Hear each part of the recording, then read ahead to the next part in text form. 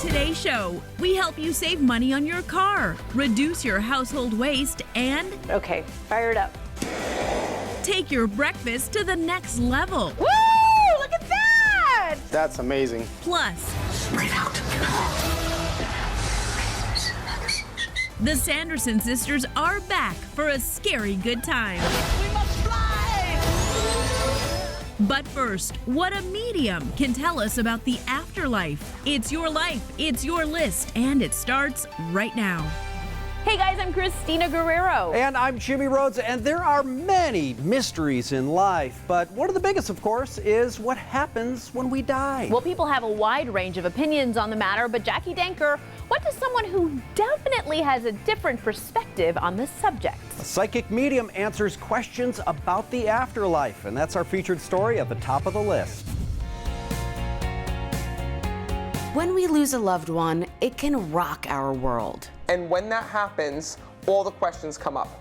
Is my loved one okay? Are they with me? And that's where I come in. And so are they with us? They're with us every day. Yes, I knew it, because I feel like you could feel it. Absolutely. So to gain insight about the afterlife, we spoke with psychic medium and star of E's Meet the Frasers, Matt Fraser.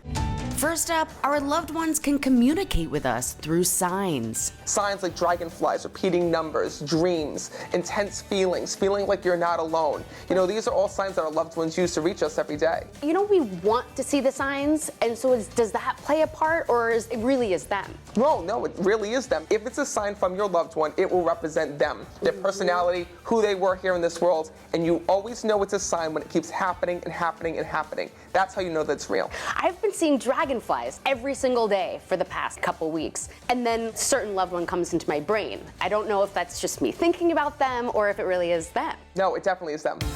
And if you aren't seeing signs, can we reach out to them? So it's all through our thoughts. Thoughts are energy. Have you ever noticed that when someone is angry with you, you literally feel sick? Absolutely. so just like how we can feel people around us, Matt says the same goes for people that pass on. We can feel their energy too, and we can send energy to them. Just think about them, like say, I wish my dad was here right now. I wish that my grandmother was here and with me. What you're doing is you're actually texting them in heaven. Just like text messages we receive here in this world, thoughts are text messages to heaven. Why? Because they share one thing in common, it's energy. That's amazing. And as for where those thought texts are actually going, What happens when they do pass? What does it look like over there? I've gotten little glimpses of what heaven looks like, what they're doing there. And here's what I can tell you. Heaven is a reflection of what we loved here in this world, and it best represents us. for example, Somebody who is a fisherman will show me that they're out on the water. If somebody was here and they loved architecture, maybe I'll see them sitting on top of a tall building, because that was a reflection of their life here in this world. And that's where they want to be. That's where their happiest vibes and energy were on this world. Well, you gotta remember that heaven is not a separation of worlds, even though it feels like that for us. In between our world and the spirit world is a veil. And if I were to lift up a veil, it's almost like a thin curtain right here, right now, we would see our loved ones with us every day. And that's what I see as a medium. and Matt says they have access to see us whenever they'd like.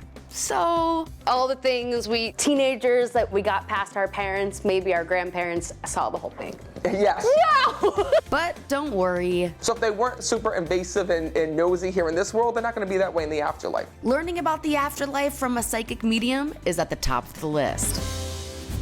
Well, now it's time for some heaven on earth. We're talking breakfast. September is Better Breakfast Month.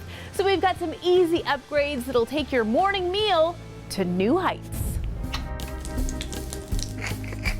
Breakfast is great 24/7, but it's time to step up the standard menu. What is the secret to making this? A lot of butter. A lot of butter, yes! We went to Lon's, a hot brunch spot in Paradise Valley, Arizona, where executive chef Alejandro Martinez is giving breakfast a boost with 3 dishes to wake up your mornings. Yum! You guys, this is bomb! Starting with a proper French omelet that may be the upgrade you didn't know you needed from the standard American one. It's kind of delicate, the process of making a really good omelet. So what we're trying to do here is to break the egg and make that omelet really nice and soft. With a French omelet, you move the eggs towards the center of the pan, but be gentle. How's that look? Excellent. Good, right? To achieve the French omelet's pillowy texture, fold it twice and flip it to seal the contents inside. We used goat cheese. All right, let's seal the deal. Woo! Look at that! That's amazing. Up next, Eggs Benedict. Egg Benedict is composed by an English muffin, traditionally Canadian bacon, poached eggs, and hollandaise sauce. And surprisingly, it's not that difficult. Okay, because when you say Eggs Benedict, I think never gonna happen at home. For the poached eggs, we got our pot of water to boiling, added a bit of white vinegar, cracked eggs into a bowl, and then slid them in. Did I do that right? Yep, perfect. Wait 3 minutes, then. You can see how the egg dropped and encased the egg yolk. And for the hollandaise sauce, blend up 5 whisked eggs with some white wine and lemon juice. Then in goes the butter, but not just any kind. Alejandro recommends using clarified butter, which is dairy-free. This is basically what you're looking for. It's almost like a pudding-like texture. So you'll know it's done when it kind of has this consistency. Yes. And then we put it all together. Oh, that's gorgeous. Oh, look at that. Oh, it's so fresh. Finally, we are spicing up our syrup game with dulce de leche. Dulce de leche is basically a milk jam. Whip up any kind of pancake batter And then flip. Woo! and slather with dulce de leche. Are we being shy with our dulce de leche? Never. Okay. It's like butter. Okay. But Alejandro took it one step further. Fire it up. He used a blowtorch to creme brulee brown sugar and fuego. That is straight up dessert right there. You can go either way. Quick and easy ways to turn breakfast into a banquet. Anyone who's tried to buy a car recently knows choices are way down and prices are way up. But don't be discouraged. There are some strategies that can help. We have tips to help you get a reasonable price on a new ride. With prices and inventory for vehicles all over the place, getting a good deal isn't easy. Whether you're buying used, whether you're buying new, it's going to cost you more than it did a few years ago. Our interest level is really in selling the automobile and building a relationship. We brought Mamie Wheaton, certified financial planner for LearnLux Wellbeing, to Sanderson Ford in Glendale, Arizona, where we talked to General Manager Mark Whittar to get their expert advice on the best ways to save money when buying a new car. For starters, follow the financing. What can we do to lower that APR or get our best deal on the financing? You should shop around with at least 3 different lenders before you make a decision. This could be your bank, credit union, or online lenders. So what are some factors to consider when you're shopping around for credit? Your goal is to get the best rate because that is ultimately going to lower your monthly payment and lower the amount that you're paying over the life of the time you own the car. Once you find your best rate, get it in writing. And when you actually go to the dealership to car shop, you want to bring that in with you and see if the dealership will match or even go lower than the rate that you were given. I work with way more lenders than you probably will as a consumer. Sure. And I've got a lot of leverage with those lenders. So typically I get a better rate than the individual coming in off the street. Next, learn how to drive down your insurance rates. One thing you really have to do is say, how does this car fit into my overall budget? Not just with your car payment, but also sometimes the nicer car you buy or the more expensive car you buy is going to mean that you end up with higher insurance rates. And when you shop, look for ways to cut costs. Well, how can I lower that monthly expense of my insurance rate? A lot of times if you combine your car insurance with your renter's insurance or your homeowner's insurance, basically the more insurances that you have with the one company, the lower your rate's going to be. The most obvious is, of course, don't put the pedal to the metal and get too many speeding tickets. 5.0, think how fast I can go in that baby. You can definitely go fast, but, could raise your insurance rates. Talk to your friends and ask what kind of coverage and costs they're paying as a comparison. If your friend's getting a lower rate for something, or maybe they were able to knock a few dollars off, it's always good to shop around for car insurance. Finally, shop online and on the lot. It's really an online search to start, and then you kind of come into the store and then you solidify what you want to do. Are there things that are not currently in your inventory that you can offer somebody? They can always order, and that's happening more now than ever. I mean, typically a dealership our size, we typically carry 1,000 new cars. Right now I have less than 100. But even if the car you're looking for isn't on the lot, Mark says you should still ask what rebates are available. Lock in the deal that's available at the time of the order or at the time of delivery, whatever better. So if there's rebate money that's available at the time of delivery that wasn't available at the time of the order, they'll get that. We're teaching you how to get deals on wheels. Still to come on the list. Learn the secrets to zero waste living. In like 6 weeks, they'll completely be vanished. And how social media helped an Uber driver. His daughter and his dad were the ones that needed help. Plus, I'm doing it for you, for all you guys. discover the inspiration behind Zac Efron's epic beer run. This really is a powerful, powerful story. Next on the list.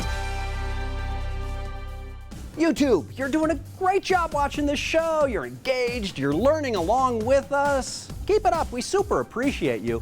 And we'd super appreciate it if you subscribed and turned on notifications too. That way, you'll never miss the list. Okay, back to the show. Welcome back, and KG, global warming is a hot topic these days, as is the fact that we humans use up a huge amount of the Earth's resources and leave behind a ton of garbage. Yes, guilty party of one. The good news, though, there are some simple swaps that we can make that'll go a long way to ease the burdens on our landfills. Teresa Strasser is showing us how to work toward a zero-waste lifestyle. Plastic just keeps piling up in our landfills because, according to the Department of Energy, only 5% of it is recycled. I think that's important for people to realize. When you throw something away, it doesn't just disappear. It easily becomes trash and somebody else's problem. We turn to Kennedy Hammond, owner of Love of Earth Company, a website that features eco-friendly products, for her recommendations on how we can live a zero-waste life. Plastic is made from gas, essentially, which we already know the world is trying to move away from fossil fuels and away from gas. So that's strike number one when you're using plastic. More than half of the world's plastic is polyolefins, the hardest plastic to recycle. We use so much in the U.S., researchers say it could fill this Houston stadium to the top every 2 days. They're trying to find better ways to recycle it. But until then, Kennedy's first tip is to eliminate plastic. She says you shouldn't buy anything containing it, and your goal should be to generate as little trash as possible. A lot of the time, zero waste products come in like compostable packaging. So you would just be walking that right to your backyard and burying it, or, composting it yourself. There's a company, it's called BioBag, and they're fully biodegradable bags. Literally, you bury them in your backyard, in like 6 weeks, they'll completely be vanished. You can find these on Amazon. Her next tip is to choose reusable products. I would focus on reusables as much as possible. Reusable razors, reusable makeup remover pads. She says the average family spends $62 a year on disposable ear swabs, but there's a reusable option online for $14. Finally, Kennedy says to look for products made from eco-friendly materials like bamboo. I have bamboo hairbrushes, bamboo combs, bamboo toothbrushes, bamboo floss, all the things. Bamboo is better for the environment because it absorbs more carbon dioxide, the bad air, and it produces more oxygen, the good air. It grows quickly and it's 100% biodegradable if no harmful chemicals are added to it. The reason why bamboo is so sustainable is because it's super durable, very hard to destroy. There's comparisons in the durability between bamboo and plastic, and bamboo wins every single time. It's microbacterial, so it doesn't grow or harvest fungus. If you want more info, head to thelisttv.com. We're doing our part with zero waste living.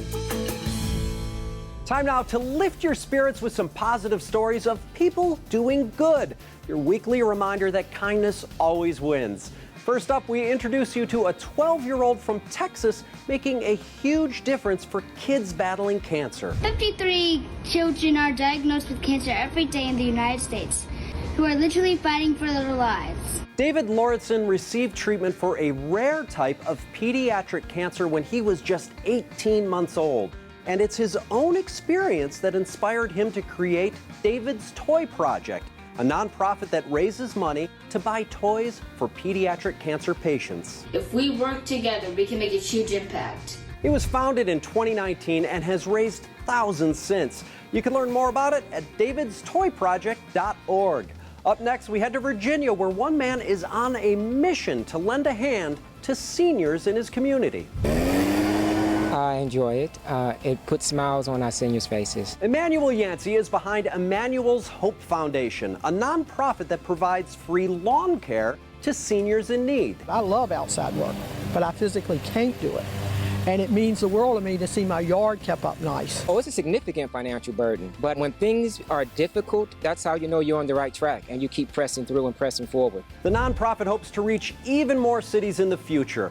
To learn more, visit emmanuelshope.com. Very cool. And finally, we're looking at how one scary trip turned out to be life-changing for a popular TikToker. I got robbed at Coachella and my Uber driver saved me. In this viral video posted over the summer, Becca Moore shared her experience of getting to know her Uber driver, Raul Torres. He helped me file a police report, kept me calm by getting Starbucks with me. Then he helped me get a rental car to get home. During their time together, Becca learned the reason Raul drove for Uber was to help pay for his daughter's and his dad's cancer treatments. When I was in the car with him, it seemed like we were both so focused on my situation, and he completely glazed over the fact that like his daughter and his dad were the ones that needed help.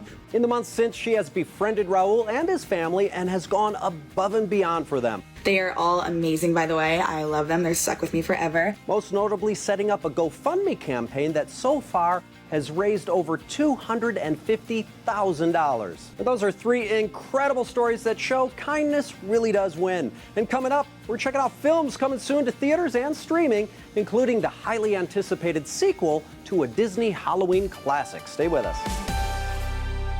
It's your life, it's your list. We're celebrating National Hispanic Heritage Month. Go to thelisttv.com to learn more.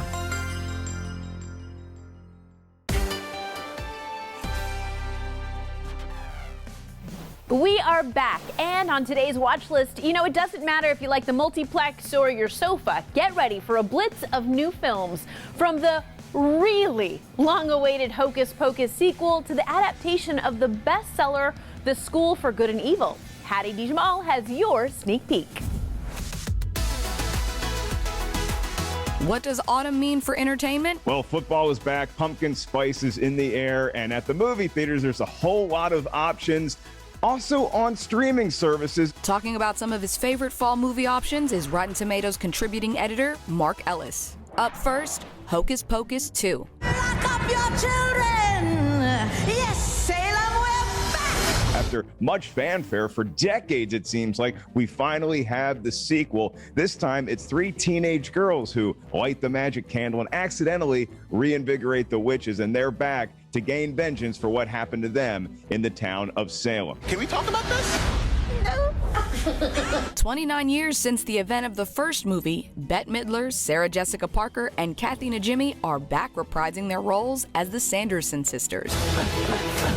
There's a lot of fun to be had and a lot of scares, thrills, and chills for the whole family with Hocus Pocus 2. Hocus Pocus 2 releases tomorrow as part of Disney's Hollowstream celebration.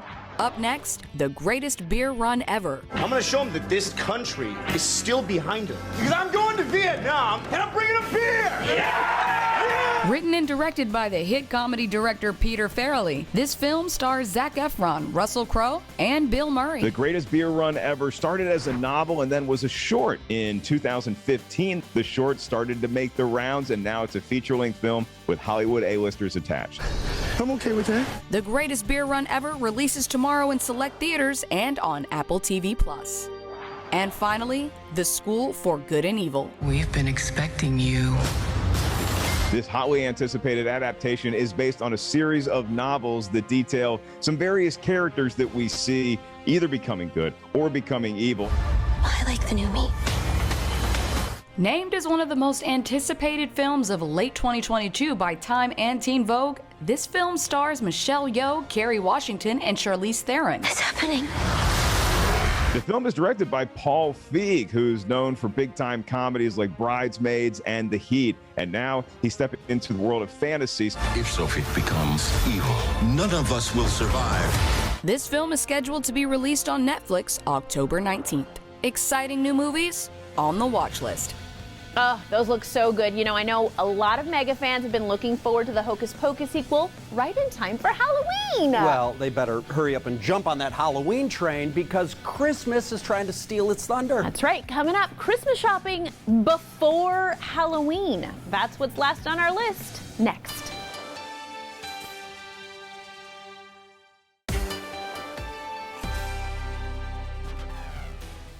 Welcome back, friends. It is time for what's last on our list. All right, Jimmy, when it comes to holiday shopping, are you ahead of the game or are you a last-minute guy? KG, I'm kind of an adrenaline junkie, so Sure. I'm that guy running through the mall on Christmas Eve when the stores all have their gates halfway down. And you know what? Sometimes you actually find amazing sales at the last minute. You know, same. I think we're both suckers for a good sale, so maybe we're in luck because holiday shopping sales begin in October this year. October? Yeah. Come on, I haven't even had the chance to enjoy my rotting jack-o'-lantern by then. But you're right, Amazon, Walmart, Target, they've all announced that they're kicking off the holiday shopping season early. You know, I always thought that Black Friday and Cyber Monday shopping was thinking ahead.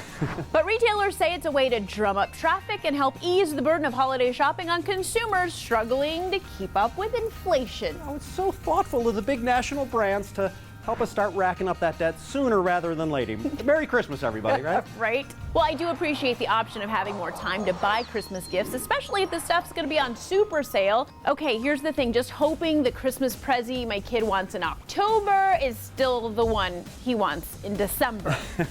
Oh, but come on. If we follow the retail timeline, you know, my Christmas tree will be dead by Thanksgiving, and I'll be setting off 4th of July fireworks on Christmas Eve. And then we wonder how the year just flew by. And that's what's last on our list. Thanks so much for watching. We'll see you next time. Hey guys, thank you so much for watching us on YouTube. Okay, last on our list was about early holiday shopping. Do you think you will be doing some early holiday shopping? Maybe. Leave us a comment down below and let us know. Hit the subscribe button also so you don't miss a list. We have more episodes so you can keep the party going. Aren't we having so much fun? They're all right here.